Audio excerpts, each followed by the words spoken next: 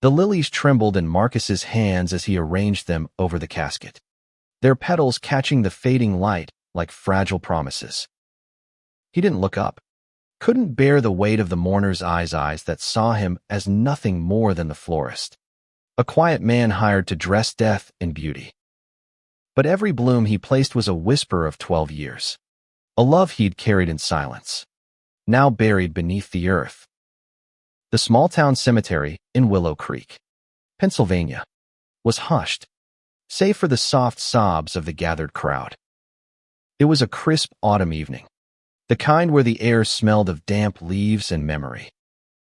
Marcus Jackson, a 38-year-old black man with broad shoulders and a gentle face, stood apart from the mourners, his florist's apron dusted with pollen. To them, he was just the man who'd brought the flowers for Daniel Carter's funeral a stranger paid to make grief look pretty.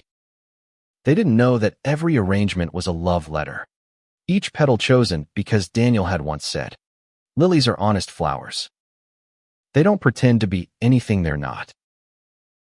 Across the grave, Javier Morales, a 29-year-old journalist from Philadelphia, watched Marcus with a furrowed brow.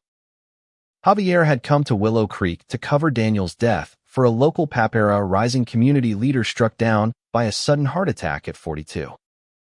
The story was supposed to be simple, a tribute to a man who'd fought for affordable housing, rallied for small businesses, and charmed everyone with his easy smile. But something about Marcus didn't add up. The way his hands lingered on the flowers, the way his eyes glistened with a pain too deep for a hired-handed nod at Javier's instincts. "Beautiful arrangement," Javier said, stepping closer, his voice low but curious. He adjusted his glasses, his sharp brown eyes studying Marcus's face. "You knew him, didn't you?" Marcus froze, a lily stem snapping in his grip. He forced a small smile, the kind he'd practiced for years to deflect questions. "Just doing my job," he said, his voice steady but hollow. He turned back to the flowers, but his heart pounded. He wasn't ready for anyone to dig into his truth. Not here. Not now. Javier didn't push, but he didn't walk away either. He stood there, his tailored suit slightly wrinkled from the long drive, his notebook tucked under his arm. He'd grown up in a loud, sprawling family in South Philly, where secrets were as common as Sunday dinners but rarely stayed buried. Something about Marcus felt like a story, one that went beyond the obituary he was writing. Daniel Carter had been beloved, a golden son of Willow Creek, but no one mentioned a partner, a lover, a life built with someone else. Why? The funeral proceeded with agonizing slowness. Daniel's sister, Emily, gave a tearful eulogy, her voice breaking as she spoke of her brother's kindness, his dreams for the town. Marcus stood at the edge of the crowd, his hands clasped tightly, fighting the urge to scream that he'd been there too through every late-night plan, every quiet morning, every laugh that filled their small apartment above the flower shop. But he stayed silent, as he always had. It was safer that way. Willow Creek wasn't a place where two men could love openly. Not 12 years ago when Marcus and Daniel had met. And not now, despite the world's slow shift. They'd built their life in the shadows, shared glances over coffee, stolen kisses behind the shop's counter. A marriage sealed with whispered vows, but no rings. No papers. Daniel had been the face of progress, the charming activist who could win over a room. Marcus was the quiet strength, the one who kept their world steady. They'd agreed to keep it hidden, for Daniel's work, for their safety. But now, with Daniel gone, Marcus felt like a ghost in his own life. As the crowd began to disperse, Javier lingered, watching Marcus pack up his tools. The journalist's curiosity was a live wire, sparking with questions he hadn't yet voiced. He'd noticed the way Emily avoided Marcus's gaze, the way the townsfolk whispered when he passed. There was a story here, one that went beyond flowers and grief, and Javier was determined to find it. You're not from here, are you? Marcus asked suddenly, breaking the silence. His voice was soft, but there was an edge to it, like he was testing Javier's intentions. Javier shook his head. Philly. Just here for the story. But, I don't know. Man. Something tells me there's more to this than what's in the press release. Marcus's jaw tightened. He wanted to tell Javier to leave it alone, to let him grieve in peace. But there was something in the younger man's eyes, earnest, unguarded, that made Marcus pause. For the first time in days, he felt seen, even if it scared him. Come by the shop tomorrow, Marcus said, surprising himself. If you want to talk about Daniel. Javier nodded, a small smile tugging at his lips. I'll be there. As the last mourners drifted away, Marcus knelt by the grave, alone at last. He pressed his hand to the earth, his fingers digging into the soil. I'm still here, Danny, he whispered. I don't know how to do this without you. The lilies swayed in the breeze, silent witnesses to a love the world hadn't been ready to see. The flower shop smelled of roses and regret, a cramped space tucked between a diner and a hardware store on Willow Creek's Main Street. Marcus moved through it like a man underwater, his hands sorting stems while his mind replayed every moment he'd shared with Daniel in this place. The shop had been their sanctuary, where they'd laughed over spilled soil and planned a future they'd never dared to name out loud. Javier arrived the next morning, his notebook in hand, his eyes scanning the shop's cluttered shelves.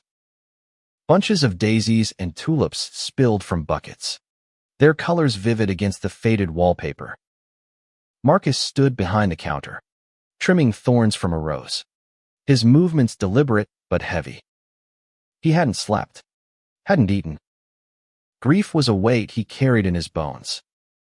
Thanks for letting me come by, Javier said, setting his bag down. He leaned against the counter, trying to read Marcus's guarded expression. I just want to get Daniel's story right. He meant a lot to this town. Marcus nodded, his eyes fixed on the rose.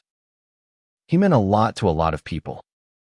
His voice was low, careful, like he was measuring every word. He wanted to tell Javier everything, to spill the truth about their 12 years. Their secret vows. The way Daniel's laugh could light up even the darkest days. But the words stayed locked inside, where they'd always been. Javier pulled out his notebook, flipping to a blank page. Can you tell me about him? Not the stuff everyone knows, the housing projects, the community work. Something personal. Marcus hesitated, the rose trembling in his grip. He thought of the mornings when Daniel would sneak into the shop before it opened, bringing coffee and a grin that made the world feel possible. He thought of the nights they'd spent arguing over which flowers to plant in their tiny backyard, Daniel insisting on sunflowers because they looked like hope. But those memories felt too sacred to share, too raw to expose to a stranger's pen. He loved this shop, Marcus said finally, his voice barely above a whisper. He'd come in here, mess up my arrangements, say they needed more chaos. That was Daniel, always adding a little chaos to make things beautiful. Javier scribbled a note, his eyes flicking up to Marcus. Sounds like you two were close. Marcus's heart stuttered. He set the rose down, his hands gripping the counter. We were friends. Good friends. The lie tasted bitter, but it was a reflex, one he'd honed over years of hiding. He glanced at Javier, expecting skepticism, but the journalist's face was open, curious, not accusing. Javier nodded, jotting something down. Friends. Huh. Must be hard, losing someone like that. He paused, his pen hovering. No one mentioned Daniel having a partner. Was he alone? The question hit Marcus like a punch.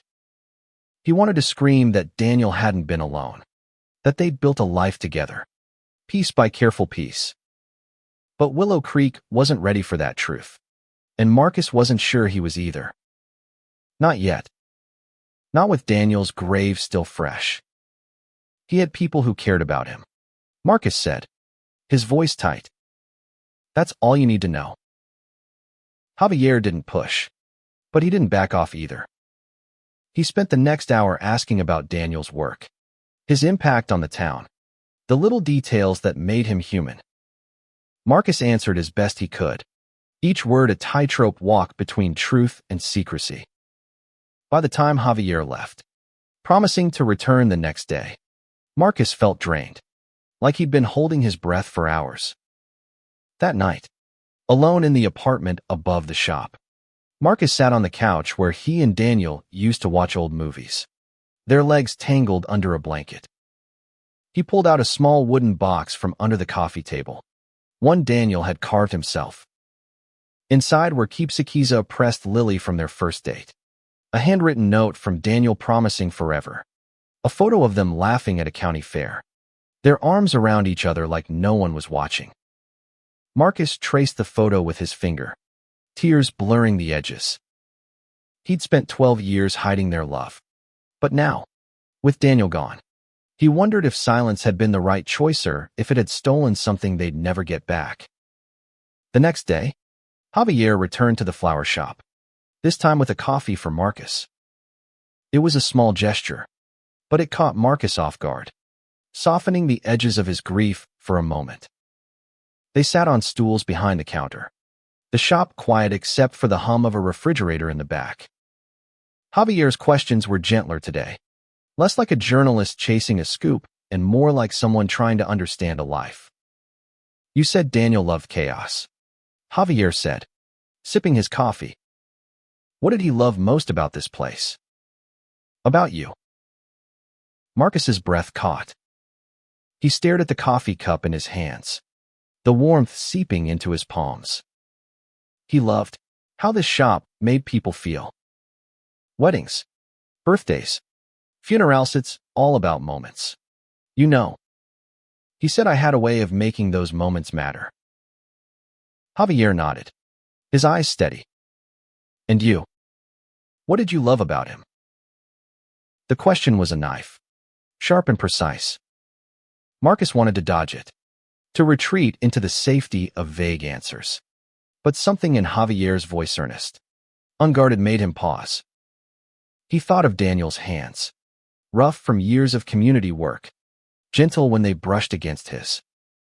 He thought of the way Daniel would hum off-key while cooking, the way he'd talk about a future where they could walk down the street holding hands. He saw the best in people, Marcus said finally, his voice thick. Even when they didn't deserve it.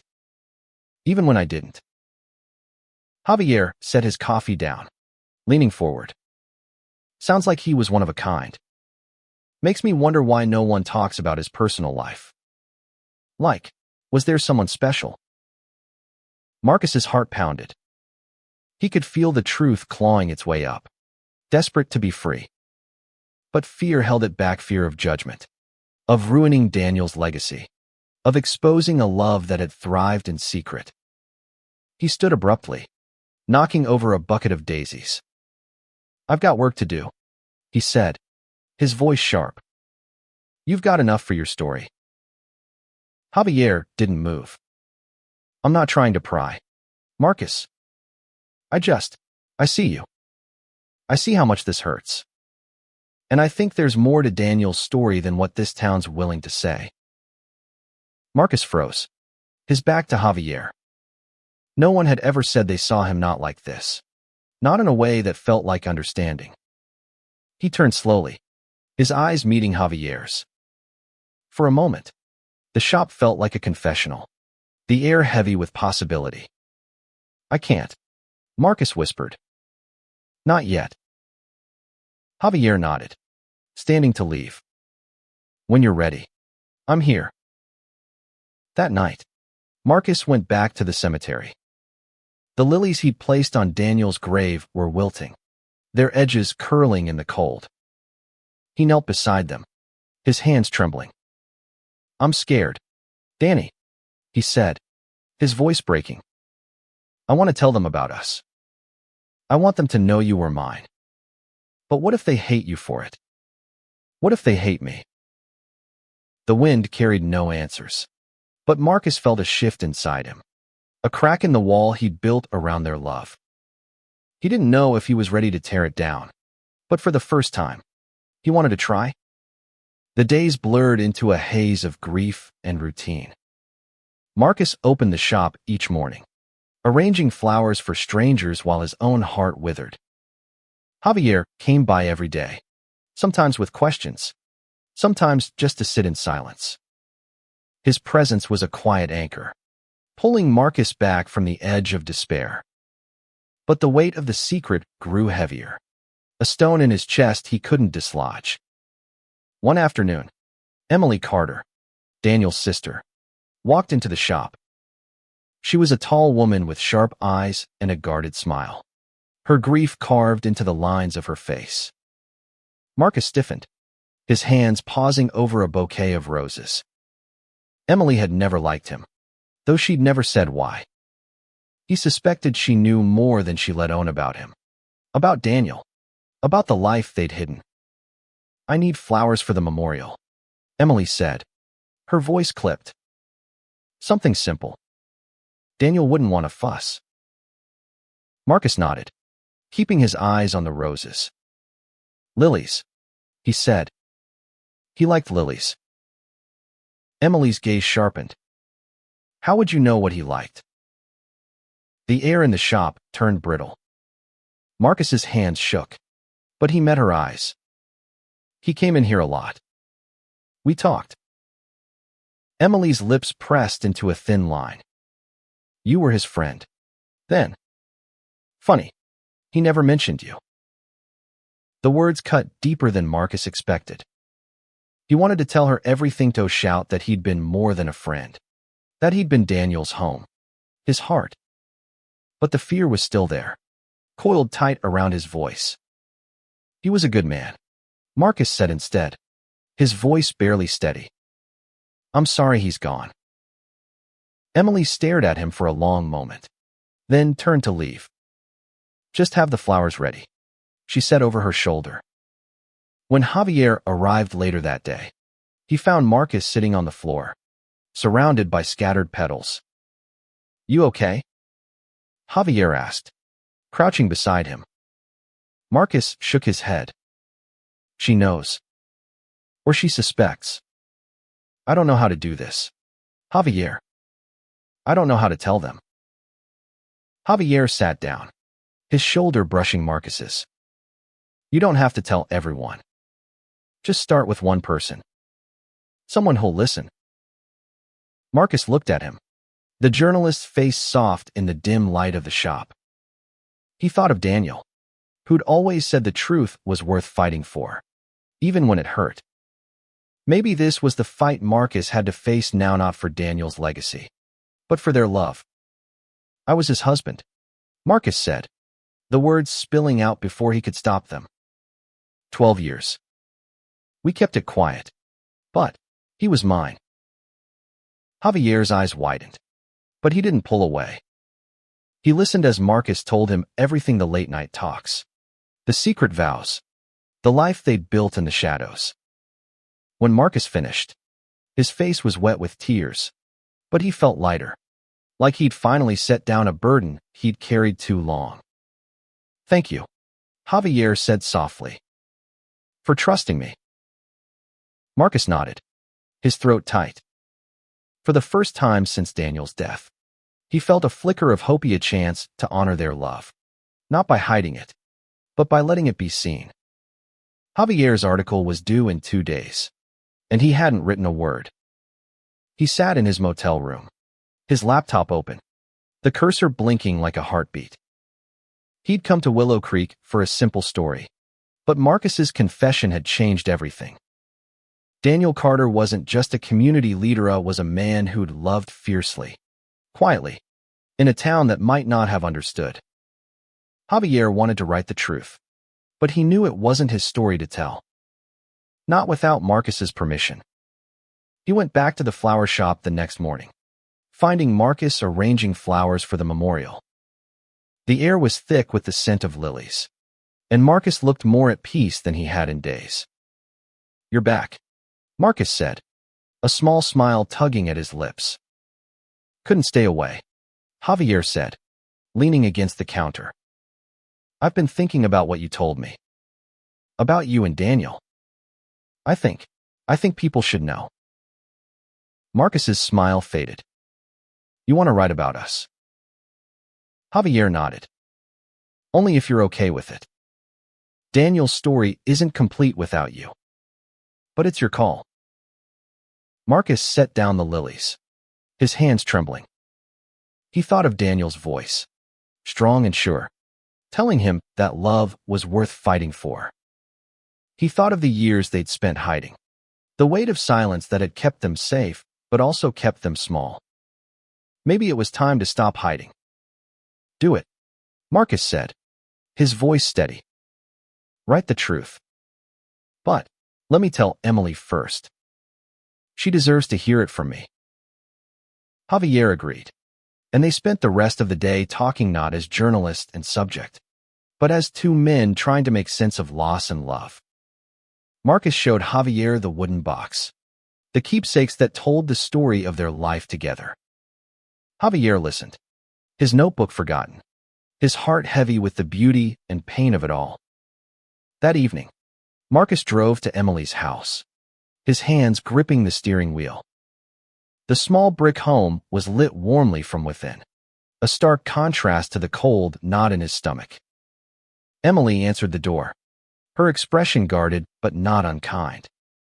"We need to talk," Marcus said, his voice barely above a whisper. Inside, over cups of coffee gone cold, Marcus told her everything. He told her about the day he and Daniel met, about the years of quiet love, about the vows they'd made in the shop's back room. Emily listened, her face unreadable, her hands folded tightly in her lap. When he finished, she was silent for a long time. Then she said, "I knew he was hiding something. I just didn't know it was this." "I'm sorry we didn't tell you," Marcus said, his voice breaking. "We thought it was safer." Emily's eyes softened, and she reached for his hand. "He loved you, didn't he? Really loved you?" Marcus nodded, tears spilling down his cheeks. "More than anything." For the first time, Emily hugged him, and Marcus felt a piece of his grief shift, making room for something new: acceptance. Maybe, or the beginnings of forgiveness. The memorial was held in the town square, a small gathering of Willow Creek's residents under a canopy of autumn leaves. Marcus stood at the back, his florist's apron traded for a simple black suit, lilies tucked into his lapel. He felt exposed, like the whole town could see the truth he'd carried for so long. But he also felt strong, like Daniel was standing beside him, urging him to be brave. Javier's article had gone to press that morning, a carefully worded tribute to Daniel's life and love. It didn't name Marcus outright. Javier had promised to protect his privacy, but it hinted at a partner, a love that had shaped Daniel's heart. The town was buzzing with whispers, some curious, some judgmental, but Marcus didn't care. He'd told Emily, and that was enough for now. Emily spoke at the memorial, her voice steady as she shared stories of Daniel's life. Then, to Marcus's surprise, she looked at him and said, "My brother loved fiercely, even when he had to keep it quiet. I'm proud to honor that love today." The crowd murmured, some nodding, some frowning, but Marcus felt a weight lift. He stepped forward, placing a single lily on the memorial table, his hand steady. "For you, Danny," he whispered, and for the first time, he didn't care who heard. After the memorial, Javier found Marcus by the table, his eyes bright with pride. "You did it," he said. "You honored him." Marcus smiled, a real smile, the kind he hadn't felt in weeks. "We honored him. Thank you, Javier." They stood together as the crowd dispersed, the town square emptying under the setting sun. Marcus felt Daniel's presence in the breeze, in the lilies, in the quiet strength he'd found within himself. He wasn't just the florist anymore, was Daniel's husband, and he was ready to live that truth. Javier hesitated, then reached out, his hand brushing Marcus's. "If you ever need someone to talk to, I'm not going anywhere." Marcus looked at him, his heart stirring with something new, not love. Not yet, but the possibility of connection. "I'd like that," he said softly. Winter came to Willow Creek, blanketing the town in snow and silence. Marcus kept the flower shop open, its warmth a beacon against the cold.